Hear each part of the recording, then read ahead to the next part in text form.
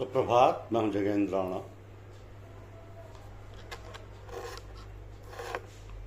पशुत्व से मनुष्यत्व की ओर, यह हमारी आज की आध्यात्मिक चर्चा का विषय। पशुत्व से मनुष्यत्व की ओर। मनुष्य जीवन इस भूतल का सर्वोत्कृष्ट जीवन है। अनेक पूर्व सत्कर्मों के परिणाम स्वरूप इस पवित्र जीवन की उपलब्धि होती है। इसके साथ हमारे जन्म जन्मांतर के उच्च संस्कार, गुप्त सदीक्षाएं, प्रेम, सहयोग, आत्मीयता, संतोष एवं आनंद की गुप्त संपदाएं जुड़ी हुई हैं। मनुष्य की अधोगति का एक कारण यह भी है कि उसने अभी तक अपने आप को पशुत्व की श्रेणी से ऊंचा नहीं उठाया है। बाह्य रूप में वह मनुष्य संबोधन का अधिकारी अवश्य है, किंतु आंतरिक विकास की दृष्टि से वह पशुत्व की श्रेणी में ही अटका है। उसके मनोवेग, प्रकृतियां, वासनाएं, विचार असंस्कृत, अपरिपक्व और असंयमित हैं। क्या है पशुत्व? जो मनुष्य अपने मनोवेगों, काम, क्रोध, ईर्ष्या, लोभ, मोह, अहंकार का कीर्तिदास है, जो क्षणिक आवेश में आकर उद्विग्न उठता है, मारता, पीटता, गाली देता है, वह पशुत्व की श्रेणी में ही है। पशु का जीवन केवल इंद्रिय सुख तथा शारीरिक वासनाओं की तृप्ति मात्र के निमित्त होता है। वह खाओ पियो मौज उड़ाओ में विश्वास रखता है तथा इसी निर्देश के चारों ओर उसका जीवन चक्र घूमता है। वह काम वासना का शिकार है। काम रूपी उसे क्षण प्रतिक्षण नष्ट विनष्ट करता है। नाना प्रकार के असंस्कृत दुष्कृत्यों में संलग्न रहता है। वह विलासी, असंयमित, विषयी, अंधाधुंध, बिना आगा पीछा सोचे शारीरिक अपवर्गताओं एवं यातनाओं को सहता है। तुच्छ स्वार्थों के वशीभूत होकर वह अपने कुटुंब, पड़ोसी, गरीब तथा समाज के प्रति अत्याचार करता है। इंद्रियों के क्षण सुख के प्रपंच में पड़कर वह अपने अंतःकरण से अन्याय करता है। अहंकार से उद्धत होकर दूसरों के स्वत्वों का अपहरण करता है। अत्याचार और अनाचार के आवेश में सत असत का विवेक करने की शक्ति उसमें नहीं होती और बाहरी चमक दमक, मिथ्या प्रदर्शन, शरीर के थोते श्रृंगार में व्यस्त रहकर संसार को अपने विषय में इतना मैं सच्चा विचार नहीं देना चाहता। उसका अहम इतना संकुचित होता है कि वह केवल अपना ही भला देखता है और उसकी प्राप्ति के लिए बड़े से बड़ा कुकृत्य करने को तत्पर हो जाता है। वासना संबंधित सुखी उसके लिए सब कुछ है।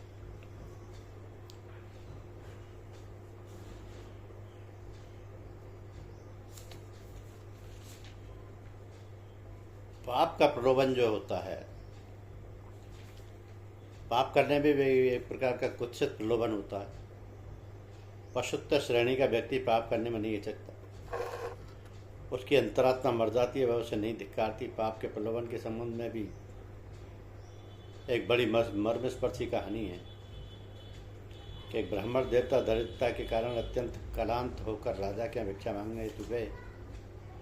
उस नगर का राजा बड़ा चतुर था। वह सच्चे, वैरागी तथा योग्य ब्राह्मणों को ही दान दिया करता था। कुपात्र की परीक्षा के लिए उसने महल के 4 दरवाजे बना रखे थे। उन्हें पार करने वाला साधु सुपात्र समझा जाता था तथा उसे पर्याप्त दान मिलता था। ब्राह्मण ने महल के प्रथम द्वार में प्रवेश किया ही था कि एक वेश्या निकलकर सामने आई। उसने राजमहल में प्रवेश करने के कारण ब्राह्मण से पूछा। देवता जी ने उत्तर दिया, धन याचना के लिए राजा जी के पास जाना चाहते हैं। वेश्या ने कहा, इस दरवाजे से आप अंदर जा सकते हैं जब पहले मुझसे रमण कर लें, अन्यथा दूसरे दरवाजे से जाइए। ब्राह्मण को वेश्या की शर्त स्वीकार न हुई। धर्माचरण करने की अपेक्षा दूसरे द्वार से जाना उसने पसंद किया। वहाँ घुसने वाले को मांसाहार करना पड़ता था। ब्राह्मण वहाँ से लौट आया। तीसरे द्वार पर मद्य की बोतल प्याली रखी हुई थी। प्रहरी पहले शराब पिलाकर परीक्षा करता था। ब्राह्मण उल्टे पांव लौट आया। चौथे द्वार पर जो पहुँचकर ब्राह्मण ने देखा कि वहाँ जुआ हो रहा है। जो लोग जुआ खेलते थे वही अंदर घुस पाते थे। ब्राह्मण ने सोचा, ये तो मामूली सी बात है। चारों दरवाज़ों पर धर्म विरोधी शर्तें हैं। पैसे की मुझे ज़रूरत है। एक और धर्म और दूसरी ओर पाप का घमासान युद्ध उसके मन में होने लगा। ब्राह्मण फिसला। उसने सोचा, थोड़ा सा जुआ खेल लें, तनिक सा पाप होगा। मेरे पास मार्ग वैसे बचा हुआ 1 रुपया है, क्यों ना इससे जुआ खेल लूँ और भीतर प्रवेश पाने का अधिकारी हो जाऊँ। विचारों के विश्वास के रूप में बदलते देर न लगी और वह जुआ खेलने लगा। 1 रुपये के 2 रुपये हुए, 2 के 4 तथा 4 के 8 जीत पर जीत होने लगी। ब्राह्मण राजा के पास जाना भूल गया और एक चित्त होकर जुआ खेलने लगा। शाम तक हजारों रुपए की गठरी बांध कर चला। दिन भर से कुछ खाया पिया न था। भूख जोर से प्रतीत हो रही थी। पास में कोई भोजन की दुकान ना थी। ब्राह्मण ने दूसरे द्वार पर जाकर मांस का भोजन किया। वो मुफ्त मिलता था। ब्राह्मण देवता मांसाहार अधिक कर गए, उसे पचाने के लिए कुछ चाहिए। मांस से काम वासना की दीप्ति उमटी, अब उन्हें मद्यपान करने की आवश्यकता प्रतीत हुई। आगे दरवाजे पर जाकर शराब की कई प्यालियां चढ़ाई। धन का, मांस का, मध्य का तेहरा नशा उन पर चढ़ रहा था। सुरा के बाद सुंदरी का ध्यान आना स्वाभाविक था। ब्राह्मण जी पहले दरवाजे पर आकर वेश्या के यहाँ जयराजे। वेश्या ने उन्हें संतुष्ट किया और पुरस्कार स्वरूप सारे रुपये ले लिए। अब वेश्या ने दूसरे दिन उन्हें घर से निकाल दिया। राजा को सारी सूचना पहुंच चुकी थी। ब्राह्मण ने पुनः वही करना चाहा, किंतु उन्हें मारपीट कर निकाल दिए गए। अब उपयुक्त कथा का मर्म मनुष्यत्व में पशुता के प्रवेश होने तथा उससे पतन होने का मर्म प्रकट करता है। जो व्यक्ति पशुत्व की श्रेणी में, उनकी कुप्रवृत्तियों पर भी इसमें प्रकाश पड़ता है। पशुत्व का प्रतीक है हमारी दूषित भावना। इन्हें हम इस प्रकार रख सकते हैं: शारीरिक वासना, व्यसन तथा व्याभिचार। जैसे स्वादिष्ट भोजन की लालसा में तामसी विकृति, गरिष्ठ भोजन करना, मद्यपान, भक्षण, अन्य उत्तेजक पदार्थों की ओर प्रवृत्ति, उत्तेजक वासनाओं की दीप्ति करने वाले भोजनों द्वारा जिह्वा तृप्ति। व्यसन तथा व्यभिचार में मिथ्या भाषण, धोखा देने, मुफ्त का माल उड़ाने, कार्य न करने, आलस्य में जीवन व्यतीत करने की ओर प्रवृत्ति।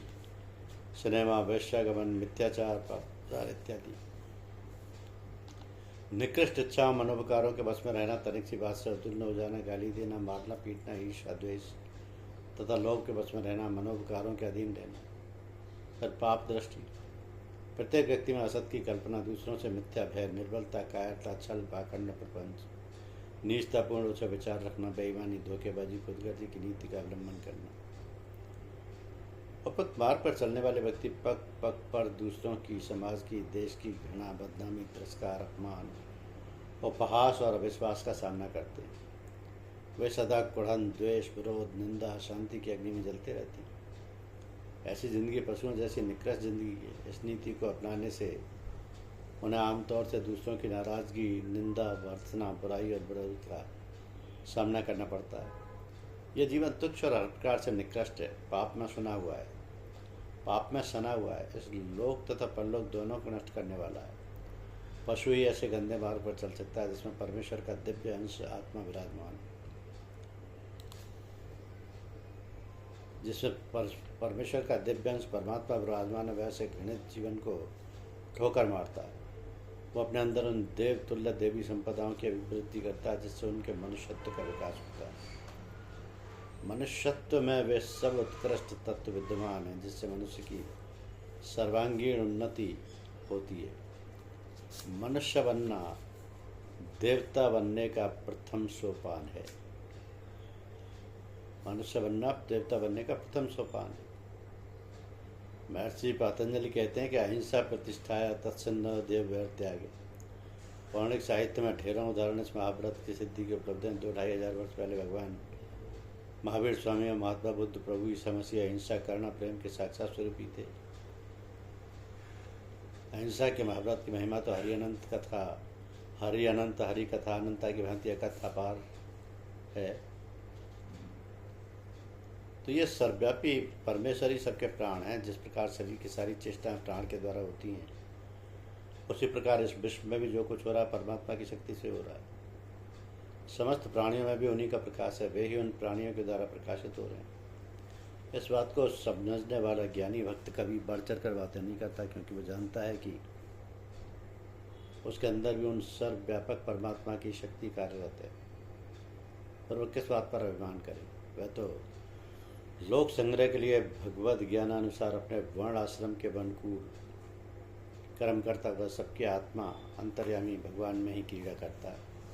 वो सदा भगवान में ही रमण करता है। ऐसा ही भगवान का ज्ञानी भक्त ब्रह्मवेत्ता में भी अति श्रेष्ठ है।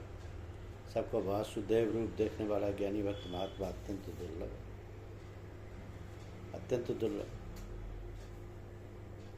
जब साधक में अपरिग्रह का भाव पूरी तरह स्थिर हो जाता है, तब उसे अपने पूर्व जन्मों की सभी बातें ज्ञात हो जाती हैं और जीवन के सभी घटनाक्रम स्मृति पटल पर आ जाते हैं। इस विगत जीवन के ज्ञान से वैराग्य दृढ़ होकर साधक आत्म साक्षात्कार के पथ पर अधिक रुचि से अग्रसर होने लगता है।